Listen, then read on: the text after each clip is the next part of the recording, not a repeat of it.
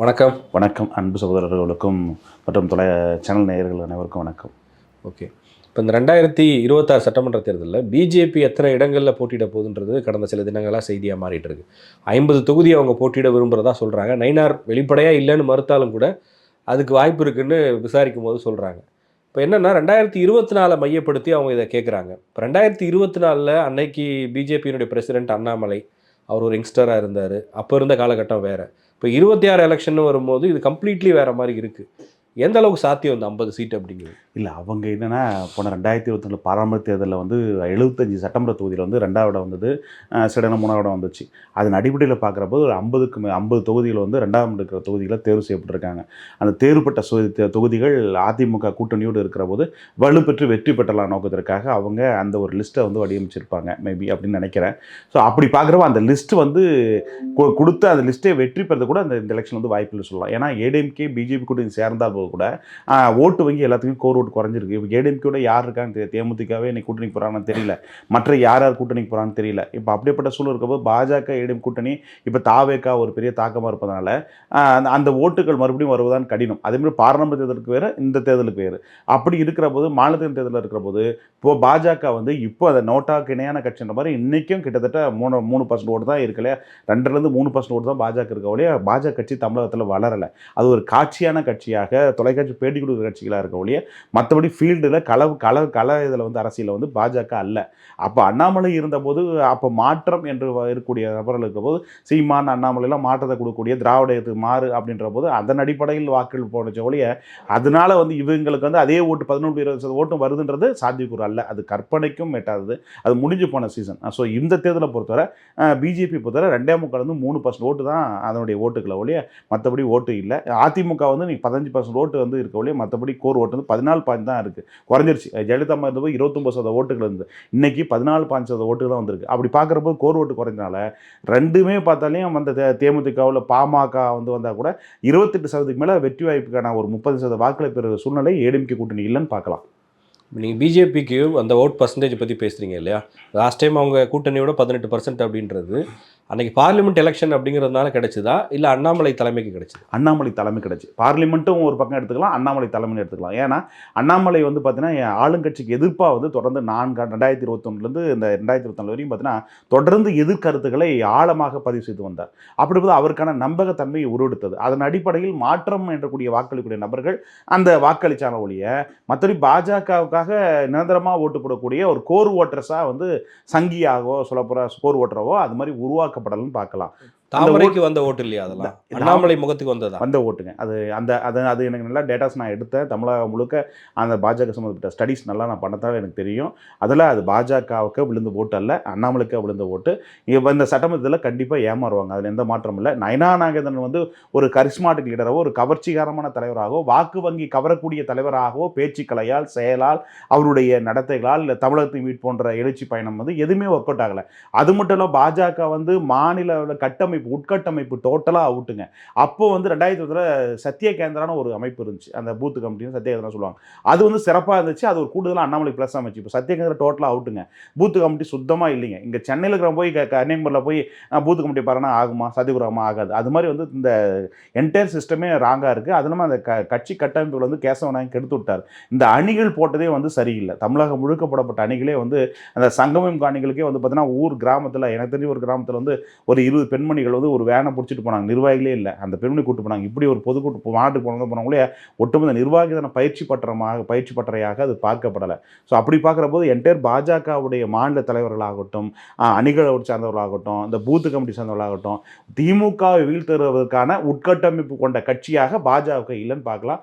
தமிழகத்தில் இன்று இல்லை, நாளை எதிர்வரும் காலங்கள் கூட இந்த தமிழகத்தில் பாஜகவுடைய ஃபார்முலா ஒர்க் அவுட் ஆகுது. அண்டா குண்டா எது வந்தாலும் தமிழகத்தில் வெறும் குண்டாவாகத்தான் போகும் மொழிய அந்த குண்டா நிரம்பி போவதற்கான வாய்ப்பு இல்லை. அதனால் அண்டா குண்டா அதில் தான் தூக்கி விட்டு பழைய ஆட்களை போட்டு தேர்தல் பொறுப்பில் போட்டிருப்பாங்கன்னு நினைக்கிறேன். அதான் இனி வரங்களை தமிழகத்தில் பொறுத்தவரை பூஜ்ஜியத்தை நோக்கி தான் அதை இருக்கும் மொழிய ஒரு 20 சீட்டு 30 சீட்டு பிடிச்சி சட்டமன்றத்துக்குள்ளே போகக்கூடிய நிலைமைக்கு பாஜக இனி வரும் காலத்தில் வரலாற்று இடம் பிடிக்காது. அது தெளிவாக எடுத்துக்கலாம். இப்போ அண்ணாமலை பதவியில் இல்லைனாலும் எடப்பாடி பழனிசாமியை என்டார்ஸ் பண்ணி அவரே பேசியிருக்காருல்ல, முதலமைச்சர் வேட்பாளராக அவரை ஜெயிக்க வைக்க தான் நாங்கள் கூட்டணியில் இருக்கோம்னு சொல்லிட்டாரு.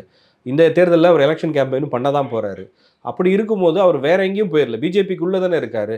அப்போ அந்த 18% அன்னைக்கு இருந்ததுன்றது 1% 2% ஏறக்குறைய இருக்கலாமே தவிர வேற எங்கே போயிட போகுது? அண்ணாமலை விரும்பக்கூடிய ஆட்கள் தாவேக்காவுக்கும் சீமானுக்கும் போடுற வாக்குகள் செல்ல போதவர்களே பாஜக வராது. தெளிவடைஞ்சிங்க. அண்ணாமுடைய சீசன் பாஜக முடிஞ்சு போச்சுங்க. வாக்கு வங்கி வந்து பெற்றக்கூடிய அந்த ஃபேஸ் வேல்யூ இல்லை.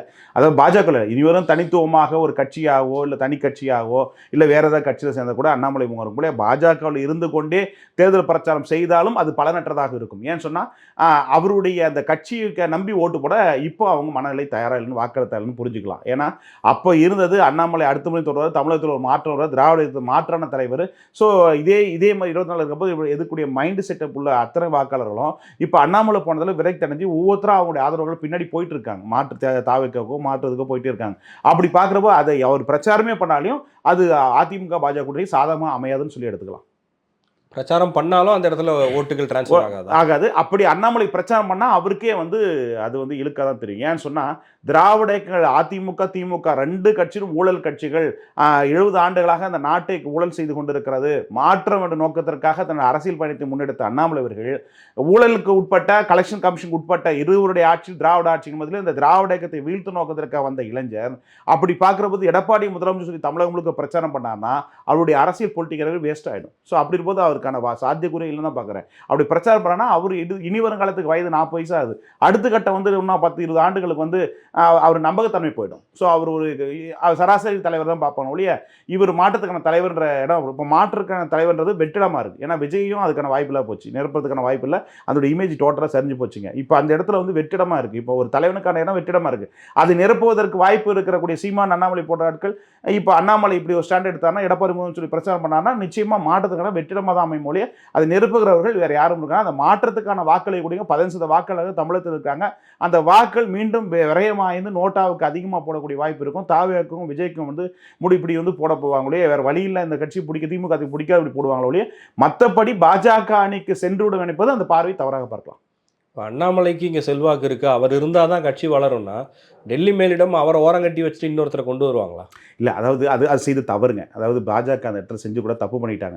இங்கே வந்து பிராந்திய கட்சிகளுக்கு தான் முகம், ஒரு கட்சியினுடைய தலைவருக்காக தான் முகம். இப்போ விஜய் இருக்காருன்னா குஷி ஆனதுக்காகவோ இருக்கிற அத்தனை நபர்கள் நிர்வாகிகளுக்காக வாக்கல்ல, அந்த விஜய் என்ற முகத்திற்காக கொள்கை கோட்படலாமல் ஓட்டு போடக்கூடிய கூட்டம் உருவெடுத்திருக்கிறது. அதுபோல் அண்ணாமலை என்ற நபருக்காக மாற்றத்தை கொடுக்கின்ற நபருக்காக ஓட்டு போடப்பட்டாங்க. ஸோ அந்த எப்போ ஒரு தலைவன் இறக்கப்பட்டாங்களோ அந்த சீசன் முடிஞ்சு போச்சுங்க.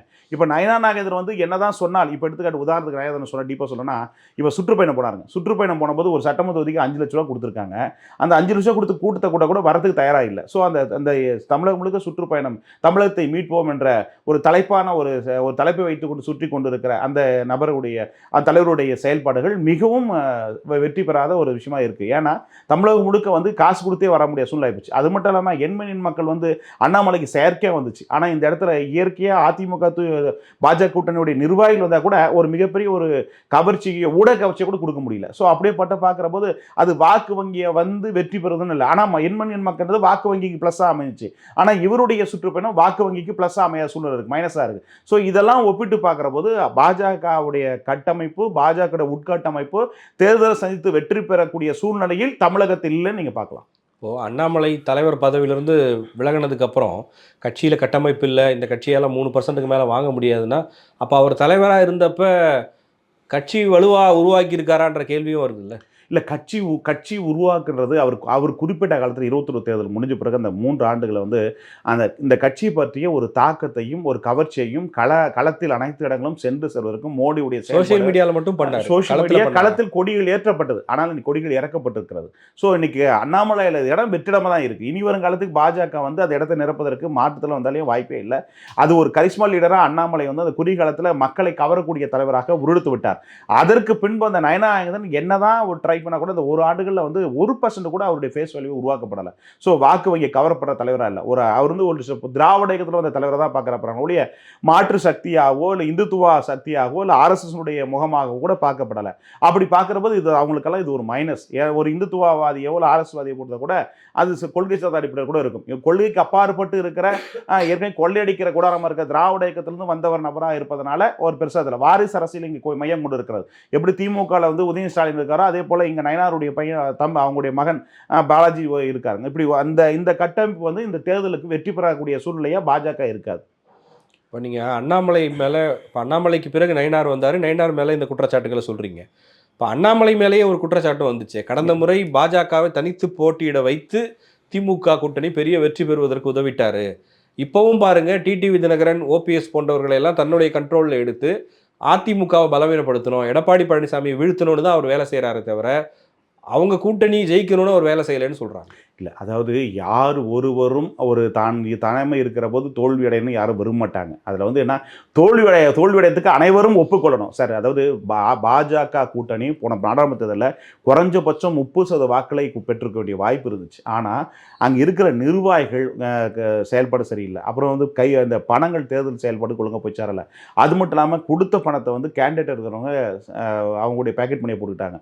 அதெல்லாம் முழுவாக எக்ஸிக்யூட் பண்ணலை. ஸோ அனைவரும் சேர்ந்து உழைத்திருந்தால் நிச்சயமாக ஒரு 30% பெற்று இன்னைக்கு அண்ணாமலை கை ஓங்கி இருக்கும். இன்னைக்கு இந்த ஸ்டாண்டு மாறி இருக்கும். ஸோ இதெல்லாம் கெடுத்தவங்க அண்ணாமலை மட்டுமல்ல, அண்ணாமலை கீழே இயங்கப்பட்ட அத்தனை நபர்களுடைய செயல்படுறது காரணமாகத்தான் அவர் இந்த இடத்த இத்தனை பர்சன்டேஜ் பிடிக்க முடிச்ச ஒழிய அனைவரும் சிறப்பாக செயல்பட வெற்றி பெற்ற முடியும். அதே மாதிரி இன்னைக்கு அதிமுக இயக்கம் பெறுறதுனால, மும்முனை போட்டி அங்கே வந்ததுனால, நாம் தமிழர் தனியாக 4 முனை போட்டி வந்ததால இந்த இடத்துல வந்து அண்ணாமலை வந்து இவ்வளவுதான் அந்த கூட்டணி கட்டமைப்பு. இப்போ பாமக இருந்தாலும் மாற்று கட்சி கட்டமைப்புகள் வந்து இப்போ தேமுதிக வந்திருக்கணும், வலுவான கூட்டணி அதிமுக விட்டுட்டு வேற வலுவான கூட்டணி அமைச்சிருந்தாலும் நிச்சயமா ஒரு சாத்தியக்கூறா இருந்திருக்கும். அவருக்கு அந்த கூட்டணி பலமும் மைனஸா போச்சு. அந்த குறிகட்டத்தில் கட்டமைப்பு வந்து பாஜக உட்கட்டமைப்பு ஒரு தேர்தலை வெற்றி பெறக்கூடிய சூழ்நிலை இல்லாத ஒரு கட்டமைப்பு. அவர் வந்து ஒரு மாநில தலைவராக இருந்து மாவட்ட தலைவரையோ இல்லை மண்டலமோ இல்லை மண்டல பொறுப்பாளர்களையோ இல்லை பூத் கமிட்டி சத்யகேந்திரா நிர்வாகிகளையோ எதுவுமே தலையிட இல்லாத ஒரு தலைவராக செயல்பட்டார். அந்த கட்சிக்கான ஒரு ஸ்போக்ஸ் பர்சனாக, கொள்கை எடுத்து சொல்லக்கூடிய நபராக, தமிழகத்தில் திராவிட இயக்கத்துக்கு மாற்று பாஜக மோடியுடைய சாதனைகளை எடுத்து சொல்கிற மனிதராக அந்த செயல்பாடுகளை திறம்பட செய்தாலும் வாக்கு வங்கி தேர்தல் அரசியல் சுணக்கங்கள் ஏற்பட்ட காரணத்தினால் தான் அந்த வாக்குகள் பெற்றது. இல்லைன்னா தெளிவாக திட்டமிட்டு வியூகம் செயல்பட்டிருந்தால் நிச்சயமாக 30% வாக்குகளை பெற்றிருக்க முடியும். ஆனால் அவங்க வியூகங்கள் தவறாக இருந்த காரணத்தால் தான் போன பாராளுமன்ற தேர்தலில் அத்தனை வாக்குகள் 20% வாக்குகளை பெற முடிச்சு. ஆனால் பெற்றாலும் அந்த 11-27 வாக்குகள் பாஜக விழுந்த வாக்குகளாக எடுத்துக்கொள்ளாமல் அந்த பேச்சுக்கலைக்காக, அரசுக்கு எதிர்ப்பான கருத்தை பதிவிட்டமைக்காக அதை விரும்பக்கூடிய நபர்கள், அரசு அதிகாரிகள், மாற்று கட்சி சார்ந்தவர்கள் அனைவரும் சேர்ந்து வாக்களித்த காரணத்தினால் அதிமுக நபர்களும் வாக்களித்தாங்க, மாற்று திமுக சில பேரும் வாக்களித்தாங்க. இப்போ இப்படி பல்வேறு ஆட்கள் மாற்றத்துக்கான வாட்கள் எண்ணங்கள் படைத்ததுனால அந்த ஓட்டுகள் வந்துச்ச ஒழிய அது அந்த சீசன் அதோட முடிஞ்சு போச்சு. இப்போ சட்டமன்ற தேர்தலை பொறுத்தவரை எடப்பாடி அவர்கள் வந்து முதலமைச்சர் ஆக்கணுன்ற ஒரு பிம்பத்தையோ ஒரு தாக்கத்தையோ மக்கள் மத்தியில் ஆட்சி மாற்றம் வேண்டும் என்ற எண்ணத்தை உருவாக்கப்படாத சூழ்நிலை இன்னைக்கு கடத்தில் இருக்கிறதா பார்க்கலாம். இப்போ நீங்கள் அண்ணாமலை தலைவராக இருந்திருந்தால் அப்படின்னு ஒன்று சொல்கிறீங்கல்ல, இப்போது சீமானும் கடந்த தேர்தலில் 8% மேலே வாங்கி ப்ரூவ் பண்ணி காமிச்சார். பட் இந்த தேர்தலில் விஜய் இருக்கும்போது அந்த மாற்று அரசியலை எதிர்பார்க்குறவங்களுடைய ஃபஸ்ட்டு சாய்ஸாக விஜய் மாறிடுறாரு. ஒருவேளை அண்ணாமலையே இருந்திருந்தாலும் விஜய் வேவ்னு ஒன்று இப்போ கிரியேட் ஆகுதுல, அது முன்னாடி அண்ணாமலை இருந்திருப்பாரா? அதாவது இந்த இடத்துல அண்ணாமலை இருந்துக்கணுங்க. அது வந்து தப்பு பண்ண ஏன்னா மாற்றத்துக்கான வரப்போ இந்த இளம் தலைவர்கள், அதாவது எடப்பாடி ஸ்டாலின் அவர்கள், எப்படி வைகோ, சீமா, இப்படி எல்லாமே பார்க்குற போது இங்கே சீமான், அண்ணாமலை, விஜய் இவர்கள்லாம் உதயநிதி இவங்கெல்லாம் அடுத்த தலைமுறைக்கான தலைவர்கள். அப்படி இருக்கும்போது இந்த இடத்துல வந்து அண்ணாமலை பொலிட்டிக்கலில் வந்து நம்ம கிராமத்தில் சொல்லுவாங்க, காலை ஆட்டிகிட்டே இருக்கணும், காலை விட்டால் நம்ம செத்துப்படாம தூக்கி போடுற மாதிரி அரசியலில் காலை ஆட்டிகிட்டே இருக்கணும். காலம் தான் ஒரு தலைவனுக்காக காத்திருக்காது.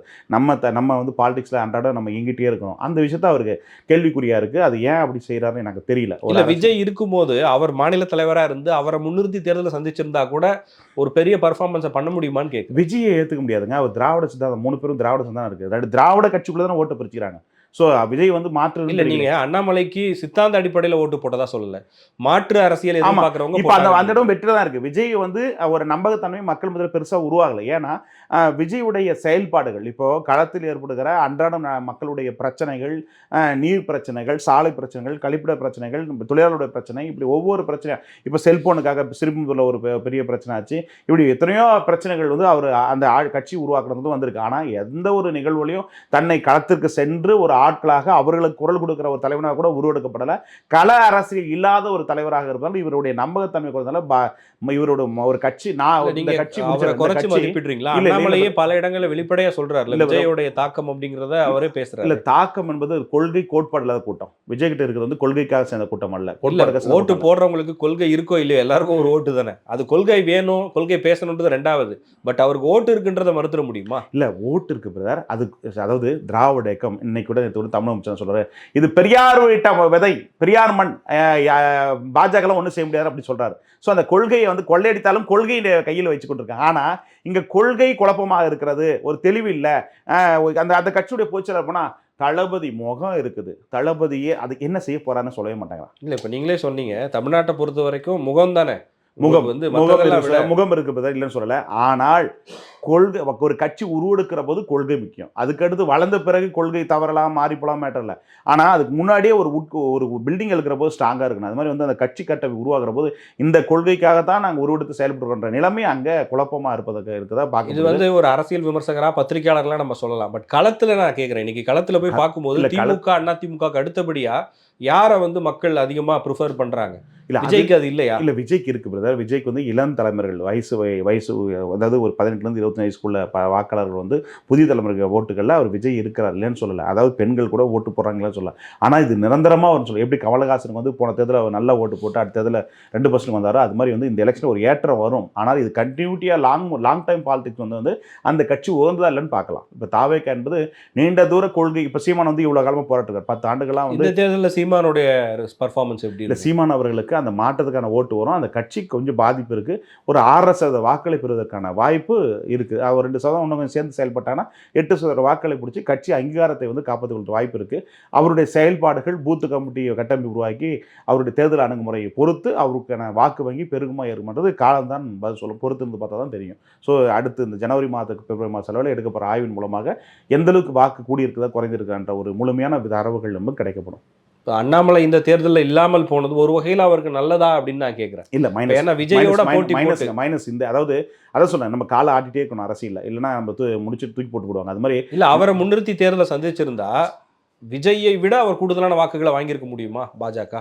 இல்லை அதாவது ஒரு வெற்றிக்கான கூட்டணியாக இருந்திருக்கும். இப்போ அதிமுக பாஜக அண்ணாமலை தலைவராக இருந்தாங்கன்னா நிச்சயமா வெற்றிக்கான கூட்டணியாக இருந்திருக்கும். ஸோ அது வந்து இருக்கிற முக்கியத்துவத்தோட அண்ணாமலைக்கு இருந்த போது எடப்பாடிக்கு முக்கியத்துவம் இல்லை பிரதர். அதாவது இந்த 4 ஆண்டுகளாக, இந்த 5 ஆண்டுகளாகவே கட்சி சின்னம் ஓபிஎஸ், தினகரன், சசிகலா இந்த நிகழ்வுக்குள்ளேயே தான் அரசியல் போயிட்டு இருந்த ஒழிய அரசுக்கு எதிர்ப்பான கருத்துக்களை, அரசுக்கு எதிர்ப்பான போராட்டங்களை தினந்தோறும் மக்கள் மத்தியிலால் அந்த எழுச்சியை, இந்த ஆட்சி வேண்டாம், அடுத்த ஆட்சி எடப்பாடி தான் முதலமைச்சர் வருன்ற ஒரு மாயை கூட உருவாக்கப்படலை. சரி, அண்ணாமலை தலைவராகவே இருந்தாலும் கூட அவர் சொல்லி எடப்பாடி பழனிசாமிக்கு ஓட்டு போட்டிருப்பாங்களா மக்கள்?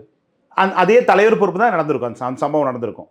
இல்லை, இவரும் சரியில்லை, ஸ்டாலினும் சரியில்லைன்னு, எடப்பாடியும் சரியில்லை, ஸ்டாலினும் சரியில்லைன்றது தான் அண்ணாமலையோட அரசியல். ஆமாங்க. அப்போ அவர் போயிட்டு எடப்பாடியை ஆதரிச்சு பிரச்சாரம் பண்றாரு, அது மைனஸ் தான். அது மைனஸ் தான் இல்லைன்னு சொல்லல. இதுக்கு முன்னாடி அதை விளக்கம் கொடுத்தா அது மைனஸ் தான் இல்லைன்னு சொல்லல. ஆனால் அந்த அண்ணாமலைக்கான வாக்கு வங்கி அப்படியே தக்க வச்சிருக்கலாம். இப்போ அண்ணாமலை போன பிறகு அதனுடைய ஆதரவாளர்கள் எல்லாமே தாவேக்கும் நாம் தமிழருக்கும் ஓட்டு போட மனப்பு கொண்டவங்களே பாஜக ஓட்டு போடக்கூடிய மனநிலைக்கு வாக்காளர்கள், அந்த ஆதரவாளர்கள் அவருடைய ஏற்றுக்கொண்டவர்கள் மாறிட்டாங்கன்னு பார்க்கப்படலாம். அண்ணாமலை பின்னாடி இருந்தவங்க ஐடியாலஜிக்கலா இன்ஃப்ளூயன்ஸ் ஆயிருந்தாங்கன்னா தாவேக்காக சீமானுக்கு போக மாட்டாங்களே. ஐடியாலஜிக்கா இல்லை, அவங்க மாற்றத்துக்காக. அண்ணாமலை படித்தவர், ஒரு இளைஞர், திறமையானவர். அவர் ஆட்சிக்கு வந்தால் நல்லா இருக்கும் நோக்கத்திற்காக போடப்பட்ட வாக்கள் ஒழிய அந்த வாக்கள் இவர் இல்லாத பட்சத்தில் வந்து அந்த வாக்குகள் எதிரணிக்கு போகிறதுக்கான வாய்ப்பு தான் களத்தில் உருவெடுத்திருக்கு. இப்போ அண்ணாமலை முன்னாடி என்ன ஆப்ஷன்? அரசியலை விட்டு விலகுறாரா? பாஜகவில் தொடர்வது நம்மளை சிக்கிக்கிறிய அதாவது பாஜகவில் தொடர்வது அவருடைய அரசியல் வாழ்க்கை கேள்விக்குறி. மனத்திலிருந்து சொல்கிறேன். அவர் ஒரு தனித்துவமாக அமைப்பாகவோ இல்லை வேற்று கட்சியிலையோ அப்படி போகலாம் மொழிய பாஜகவில் தொடர்ந்து பயணிப்பது அவர் அரசியல் வாழ்க்கை கேள்விக்குறியாக இருக்கும். ஏன்னா அவர் மத்திய அமைச்சராகலாம். இப்போ எல்முருகன் ஆகி என்ன பிரயோஜனம்? ஒரு பிரயோஜனம் கிடையாது. தேசிய பொறுப்பு போய் ஒரு பிரயோஜனம் கிடையாது. ஒரு தமிழகத்தில் அடுத்த தலைமுறைக்கான அரசியலை கொடுக்கணும், முன்னெடுக்கணும்னு சொன்னால், மாற்றத்தை கொடுக்கணும்னா ஒரு கட்சியாகவோ ஒரு அமைப்பாகவோ உருவெடுத்து சந்திச்சாருன்னு நிச்சயமாக 2003 முதலமைச்சராக வாய்ப்பு இருக்கு. கட்சி தொடங்கினார்னா தமிழ்நாடு அரசியலே புரட்டி போட்டுருவாரா? புரட்டி போடுறதுக்கு வாய்ப்பு இருக்குன்னு சொல்லலாம். இப்போ உதயநிதி எடுத்துங்க, இந்த எலெக்ஷனோட ஓபிஎஸ், ராமதாஸ், வைகோ இப்படி எல்லாருமே வந்து இந்த எலெக்ஷனோட அறுவடாகிறாங்க. சீசன் முடிஞ்சு அடுத்த எலெக்ஷன் வந்து பார்த்தீங்கன்னா உதயநிதி, அண்ணாமலை, விஜய், சீமான் அப்படி வரப்போது. இந்த 4 பேரில் வைக்கிற போது ஆளுங்கட்சி திமுக தான் அடுத்து வரப்போகுது. அது எந்த மாற்றம் இல்லை. குறைஞ்சபட்சம் மைனாரிட்டி கொண்டாது திமுக வராது, எந்த மாற்றம் இல்லை. அப்படி வருகிற போது உதயநிதி முதலமைச்சருக்கு போது அதை எதிர்த்து அண்ணாமலை உருவெடுத்தாங்கன்னா நிச்சயமாக படித்தவங்க வரட்டும், திமுக ஓட்டு போடாதப்போ அப்போ எதிர்ப்பு வரப்போ நிச்சயமாக அப்போ வந்து அன்புமணி, தினகரன், அப்புறம் வந்து மாற்று கட்சிகள்லாம் பாஜக இல்லாத மாற்று கட்சிகள்லாம் ஒருங்கிணைத்து ஒரு வேளை இந்த தோல்விக்கு பிறகு வேலுமணி கட்சி ஆரம்பித்தால், வேலுமணி பொதுச்செயலாளர்னா கூட வேலுமணி பாஜக முடிச்சிட இது கற்பனையை வச்சு அரசியல் நாளை தானே இப்படி நடக்கலாம் என்ற ஒரு கற்பனை யுகம்னு வச்சுங்க. இப்படி ஒரு கூட்டணி அமைச்சா நிச்சயமா தமிழகத்துக்கு முதலமைச்சர் வாய்ப்பு இருக்கே, வாய்ப்பு இல்லைன்னு சொல்ல முடியாது. அரசியல் வாய்ப்பு தேர்தல்ல இப்ப கட்சி ஆரம்பிச்சு அவரால் என்ன பண்ண முடியும்? அவருக்கு என்ன இந்த தேர்தல் வேண்டாங்க 31 சாதிக்கலாமே. இப்ப கட்சி ஆரம்பிச்சு 31 சாதிப்பாருங்கிறீங்க யாருங்க? அண்ணாமலை. நிச்சயமா வாய்ப்பு இருக்கு. உருவாக்கினால் வாய்ப்பு இருக்கு. அவர் உருவாக்குறான்னு தெரியல. ஸோ அவருடைய செயல்பாடுகள் அவருடைய முடிவை பொறுத்து. ஆனால் தமிழகத்தில் தாக்கத்தை ஏற்படுத்தி நிச்சயமா சார், அதாவது இந்த தமிழக அரசில் எல்லா தலைவரும் பார்க்குறப்போ கலைஞர்கிட்ட சிந்தனை செய்கிற அறிவு இருந்துச்சு. அண்ணாமலை கிட்ட 3 இருக்குது. ஆனால் நான் பெருமைக்காக சொல்லலை, அண்ணாமலை இது நான் இது பண்ணதில்லை. ஆனால் நிச்சயமாக தமிழக அரசியலே தவிர்க்க முடியாத சக்தியாக ஒரு நாள் பதிவு பண்ணுவார், எந்த மாற்றம் இல்லை. ஆனால் அவருக்கான வாய்ப்பு இருக்குது. ஆனால் வாய்ப்பை நழுவி கொண்டு தவறு கொண்டிருக்கிறத நான் பார்க்கப்படுறேன். ஏன்னா கிடைக்கிற சான்ஸை வந்து நம்ம அரசியல் பயன்படுத்தணும். நம்ம அரசியல் டெய்லியும் அப்டேட் இருந்துகிட்டே இருக்கணும், டெய்லி இருந்துகிட்டே இருக்கணும். அறிவாளி, அது எந்த மாற்றம் இல்லை. பாலிடிக்ஸில் வந்து பார்த்தீங்கன்னா கண்டினியூட்டியாக நம்ம இருக்கணும். ஸோ இல்லாத போகிறது இப்போ பின்னாடி இப்போ வந்து இந்த ஸ்லோ சைலண்ட்டாக போகிறது கூட அவருடைய வளர்ச்சி பாதிக்கப்படும். இல்லைன்னு சொல்ல, பாலிடிக்ஸ் தான் அரசியல் வாழ்க்கை தான் நம்ம நிர்ணயம் சொல்கிறோம்னா அதில் கண்டினியூட்டாக நம்ம முகங்களை பதிவு பண்ணி நம்ம வாக்காளர்களை நம்ம தக்க வச்சுட்டே இருக்கணும், ஆதரவாளர் தக்க வச்சுட்டு இருந்தபோது தான் அது வளர்ச்சி பெறுகிற போது தான் ஒரு மிகப்பெரிய தலைவராக உருவெடுக்க முடியும். அது இப்போ இந்த ஒரு ஆண்டுகளாக அவருக்கு வந்து பின்னடைவு தான், இல்லைன்னு சொல்ல. ஆனால் இதை சற்று பிடித்து கொண்டார்னா சரண் மறுபடியும் ஏறி வந்துடுவார். ஆனால் உதயநிதி எதிர்க்க ஒரு தகுதியான நபராக அண்ணாமலையை நான் பார்க்கப்படுறேன். இது விஜய் சீமானை விட சீமான் நன்கு தெரிஞ்சவர், நல்ல சிந்தனையாளர், கொள்கையாளர், இல்லைன்னு சொல்ல. ஆனால் உதயநிதியை வீழ்த்தக்கூடிய ஒரு பவர்ஃபுல் மேனா அது அண்ணாமலை இருப்பான்னு பார்க்குறேன். அது அவர் கட்சி ஆரம்பிக்கும் போது அவர் கையை பொறுத்து. ஆரம்பித்தால் மக்கள் பிரகாசமாக இருக்குது. இப்போ பாஜக விட்டு வெளியே வந்தால் வரவேற்க மக்கள் தயாராக இருக்காங்க. பாஜக விட்டு வெளியே வரணும் எதிர்பார்க்குறாங்க. அந்த எதிர்பார்ப்பதை பூர்த்தி செய்வதும் அண்ணாமலையுடைய கையில் இருக்குது. வெளியே வந்து அவர் இந்துத்துவ அரசியல் தானே பேசுவார். இல்லை அது அப்படி பேசினாரா நேஷனல், தேசியமும் மாநிலமும் கொண்ட அரசியலாக இருக்கலாம். அதாவது இப்போ எடுத்துக்காட்டு சொல்ல போனால் இது தமிழ் மாநில காங்கிரஸ் மாதிரியா? தமிழ் மாநில சாமி எடுத்துங்க, 26 நாள் கட்சி ஆரம்பித்து சீட்டு எம்எல்ஏ சீட்டு இருந்து இது பண்ணாருங்க. அது ஒன்றும் பெரிய மேட்டரே இல்லை, அதுதான் வரலாம். அதுக்கடுத்து அண்ணாமலைன்னு சொன்னால் தமிழகத்தில் மாற்றம் என்ற கொள்கையோடும், அதுக்கடுத்து தேசியத்தில் வந்து பார்த்தீங்கன்னா எப்படி சிவசேனா இருக்குது, அரவிந்த் கெஜ்ரிவால் இருக்குது, அந்த மாதிரி கொள்கையோடு முன்னெடுத்து இருந்தாருன்னா இந்த ஊழல் ஆட்சி, குடும்ப ஆட்சி 1969 கலைஞருடைய குடும்பமே ஒட்டுமொத்தமும் ஆட்சியும் கட்சியும் ஆண்டு கொண்டிருக்கிறது, கொள்ளையடித்து கொண்டிருக்கிறது, இதில் மாற்ற வேண்டும் நோக்கத்திற்காக இயக்கம் ஒரு அமைப்பு ஆரம்பிச்சாரா நிச்சயமாக பிரகாசமாக இருக்கும். ஏன்னா 2 திராவிடர்கள் பிடிக்காம மக்கள் இருக்காங்க. வேற்றொருத்தன் உருவெடுக்க மாட்டானே. இப்போ அறிவும் சிந்தனையும் செயலும் கலந்த ஒருவன் வருகிற போது நிச்சயமா களத்துக்கு வாய்ப்பு இருக்கிறது. அதை அவர் பயன்படுத்திக் கொள்வாரா, பயன்படுத்திக் கொள்ள மாட்டார்ன்றது அவர் கையில் இருக்கிறது. சரி, நீங்க இப்ப அண்ணாமலையை பத்தி பேசுறீங்க. அதிமுக அப்படிங்கிற ஒரு எதிர்கட்சி இங்கே வலுவாக இருக்குது. அதில் ஓபிஎஸ் டிடிவி தினகரன் என்ன முடிவு எடுக்க போகிறாங்க அப்படின்ற ஒரு கேள்வியும் இருக்குது. இப்போ அவங்கெல்லாம் எடுக்கிற முடிவை பொறுத்து தானே அண்ணாமலையோட எதிர்காலமும் இருக்கும். இப்போது கீரியும் நாகவும் ஒன்று சேருனா சேருமா? சேராது. அதுபோல் எடப்பாடி கீரி ஓபிஎஸ் நாகன்னு வச்சுக்க, ரெண்டும் ஒன்று சேராது. அரசியலில் எல்லாமே சேர வாய்ப்பு, அரசியல் சேர வாய்ப்புனா அது அந்த காலம் கடந்து போச்சு. உச்சகட்ட மன வருத்தத்தில் உட்பட்டதாக 2 நிகழ்வு பார்க்க. ஏன்னா அவ்வளோ நிகழ்வு, கட்சி ஆஃபீஸை முற்றுகையிட்ட போராட்டம், அப்புறம் வந்து கோர்ட்டு கேஸ் நடந்து மன உளைச்சல், இது மறுபடியும் ஒன்று சேர்றது வாய்ப்பு வந்து மிக மிக குறைவாக பார்க்கலாம். எடப்பாடி ஆட்சிக்கு எதிராகவே ஓட்டு போட்டாங்க, அதுக்கப்புறமா தான் ஓபிஎஸ் எல்லாம் இல்லை, அது பாஜக அழுத்தத்துக்கு காரணமாக ஒன்று சேர்ந்துட்டாங்க. மறுபடியும் வந்து ஒன்று சேர்றதுக்கு அதே அழுத்தம் இருந்தால் அழுத்தம் இப்போ கொடுக்க வாய்ப்பில்லைன்னு பார்க்கலாம். ஏன்னா அமித்ஷா வந்து முழுக்க கூட்டணி சேர்ந்த பேர் என்ன உட்கட்சி பிரச்சனை தலையிட மாட்டேன் தான் கூட்டணி அஜெண்டாவே போட்டாங்க. வெளியில் அப்படி சொல்றாங்க, பின்னாடி என்ன பண்றாங்க? பின்னாடி இல்லை பிரதர், மேக்ஸிமம் வாய்ப்பு இருக்காது. அப்படி சேர்ந்தாங்கன்னா அதை விட ஒரு கேவலமானது ஒன்றும் இல்லை, சேரத்துக்கு வாய்ப்பு இல்லைன்னு எடுத்துக்கலாம். ஸோ ஏன்னா ஓபிஎஸும் எடப்பாடி அவர்களும் இல்லை, தினகரன் அவர்களுக்கு அறவே எடப்பாடி பிடிக்காது. ஓபிஎஸ் தொடங்குற கட்சியில் தான் சேர போறாரு அண்ணாமலை. ஒரு கட்சியில் இருக்கலாம் கூட வச்சுக்கலாம், சேர வாய்ப்பில்லை. என்னை பொறுத்தவரை ஒரு தனி அமைப்பாக தனி ஒரு கட்சியாக தொடங்கினா எதிர்காலம் பிரகாசமாக இருக்குது. வயது 40 வயசு, அண்ணா 40 வயசு வந்திருக்காரு, கலைஞர் 40 வயசு வந்திருக்காரு. அதனால் நீங்கள் எங்கே சுற்றி அண்ணாமலையே வரீங்க, சரி பரவாயில்ல தான் எங்கள் ஆசை திட்டம். அண்ணாமலைக்கு எதிர்காலம் இருக்குது பிரதர், இல்லைன்னு சொல்ல.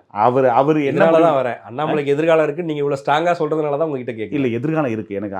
அதை நம்ம கிராமம் சொல்லுவாங்க, காக்க பறக்கிற போதே தெரியும்னு சொல்லுவாங்க. அது மாதிரி ஒரு பறவை பறக்கவே தெரியும். அது மாதிரி இதோடைய அளவுகோல் நமக்கு என்னன்னு தெரியும். ஸோ ஒரு சான்சஸ் இருக்குது, அந்த சான்ஸை அவர் பயன்படுத்திக்கணும். தேசிய அரசியல்லே இருக்கா? தேசிய அரசியல வேலைக்காது பிரதர். சவுத் இந்தியன் ஆதரவாளர்கள் அவர் பிரைம் மினிஸ்டர் கேண்டிடேட் வரையும் பேசுறாங்க. வடிவேல் கூட சொன்னாங்க வருங்கால ஜனாதிபதி வாழ்க அப்படின்னு சொன்னாங்க. நமக்கு என்ன அளவுகளோ அதுதான் இருக்கும். தமிழகத்தை ஆளக்கூடிய வல்லமை இருக்கு. தேசியத்தில் வடநாட்டுக்காரன் விட மாட்டாங்க. நேச்சுரலி வந்து பீகார் காரணம், உத்தரப்பிரதேஷ் காரணம், இல்லை மகாராஷ்டிரா காரணம், அதுக்குள்ளே தான் வந்து பாஜகவுடைய தேசியத்தை முகத்தை காட்டுவாங்க ஒழிய நீ தமிழ்நாட்டில் சவுத் இந்தியாவில் வந்து ஒரு ஆளை காட்டுறது இனி வருங்காலத்துக்கு எனக்கு நடக்காது. ஸோ அதெல்லாம் கற்பனை என்ன சொல்லிடலாம். அரசியல் ஆர்வ கோளாறுல என் தலைமை எப்படி வந்துருவாங்கன்ற ஒரு உணர்ச்சி வசப்பட்டு சொல்றது அது சாத்தியக்குறையே இல்லை. தமிழகத்தின் முகமாக தமிழகத்தின் மாற்றம் கொடுக்குறாங்க. ஐஎஸ் பதவியை கட்டு ஐபிஎஸ் பதவியை விட்டு ராஜினாமா பண்ணிட்டு தமிழ்நாடு வந்திருக்காரு. இப்போ தேசியத்தில் போய் பிரைம் மினிஸ்டருக்கு வந்திருக்காரு. எத்தனையோ பேர் நம்ம பார்த்துட்டோமே, ஐஏஎஸ் ஐபிஎஸ், இப்போ ஒரு ஐஆர்எஸ் வேற வந்திருக்காரு. அதில் வந்ததுல அந்த ஒரு தேர்தல் தானே, அதுக்கப்புறம் 10 ஹீரோ வந்தாலே அதில் ஒரு ஹீரோ ஃபேமஸ் ஆகிறாங்க இல்லையா? அப்படி பார்க்குற போது அண்ணா இப்போ ரஜினிகாந்த் இருக்காங்க, கமல்ஹாசன் இருக்காங்க, எல்லா நடிகரும் இருக்காங்க. ஆனால் எம்ஜிஆருக்கு அப்புறம் விஜயகாந்த் தவிர வேற யாரால ஷைன் பண்ண முடிஞ்சது? எம்ஜிஆர் வந்து நடிகர் அல்ல. நடிகர் கட்சிக்கு வந்தான்னு பார்க்காதீங்க. அவர் வந்து திராவிட முன்னேற்ற கழகம் இருந்தாலும் ஒரு நடிப்புத்துறை பின்னணியில் இருந்து வந்தவர்கள் அவர் சாதிச்சாரு. கட்சியில் இருந்து நடிப்பையும் பயன்படுத்தி வந்தவர் தான் எம்ஜிஆர். ஏன்னா திராவிட முன்னேற்ற கழகத்தின் பொருளாளராக இருந்தவர் எம்ஜிஆர் அவர்கள். அப்போ அதுக்கு பின்னாடி தான் கட்சி ஆட்சின்னு வந்துச்சு. அப்படி போது அதை எல்லாருமே எம்ஜிஆர் நடிகர் அப்படி கிடையாது. அப்படி பார்வையில் பார்க்க வேண்டாம். ஜெயலலிதா அம்மா அவர்களும் கொள்கை பரப்பு செயலராக நடிகராக இருந்தனால தான் சொல்லிச்சாங்க.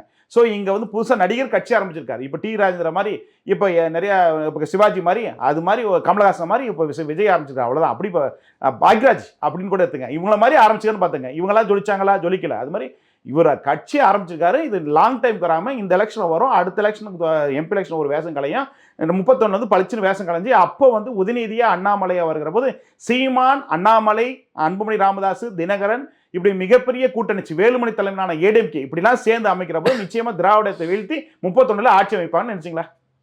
உங்க ஆசை நிறைவேறுதா இல்லைன்றது அப்படி ஆகும் எதிர்பார்க்கறேன்னு வச்சுங்களேன், நடக்கும்னு நினைச்சிங்களா? ஏன்னா அதுக்கான சாத்தியக்கூறு அரசியல் எதுவும் நடக்கலாம், எதுவும் இருக்கு. ஏன்னா ஏடிஎம்கே இந்த தோல்விக்கு பிறகும் மறுபடியும் 10 தோல்வி பழனிசாமின்னு சொல்றாங்க. அப்புறம் மறுபடியும் இந்த தோல்விக்கான பிறகு கூட்டு கட்டமைப்பெல்லாம் கட்டாயம் பிரச்சனை வரும். அப்புறம் வரும்போது வேலுமணி கூட கட்சியுடைய போச்சலாக ஆகலாம். ஏன்னா அவரே கூட நிறைய இடத்துல சொல்லிருக்கிறான், எனக்கு அடுத்து நீ தான் அப்படின்னு சொல்லி வேலுமணி சொல்லிட்டு இருக்காராம். அப்படிங்கிற போது இந்த பிரச்சனை ஓய்வு விலகிட்டா கூட அதுக்கு அடுத்து வேலுமணி கூட வரலாம். வேலுமணி வந்துச்சுன்னா கூட அப்போ ஒரு 10% ஓட்டு ஏடிஎம்கே இருந்துச்சுன்னா அண்ணாமலை, அப்புறம் வந்து ஓபிஎஸ், அப்போ ஓபிஎஸ் கூட தினகரன், அன்புமணி இவங்கெல்லாம் சேர்ந்தோன்னா நிச்சயமாக திமுக வீழ்த்தலாமே. ஸோ இது 31 நடக்க வாய்ப்பு இருக்குல்ல. ஸோ 21 பேஸ் வந்து 31க்கு அறுவடாகும்ல. அதனால் தினகரனோ ஓபிஎஸ்ஸோ அண்ணாமலை செய்தால் என்ன தப்பு இருக்குது? சேர்ந்து இந்த இடத்தில் களத்தில் வென்று விட்டு சட்டமன்றத்துக்குள் சென்று திமுக எதிர்ப்பான கருத்துக்களை பதிவிட்டு வந்தாங்கன்னா நிச்சயமாக நாளை ஆளக்கூடிய வாய்ப்பு இருக்கு இல்லையா? அதை வந்து கண்ணெதிரி இருக்குது. பயன்படுத்தாதான் அது அவங்க கையில் இருக்குது. நன்றி. நன்றி.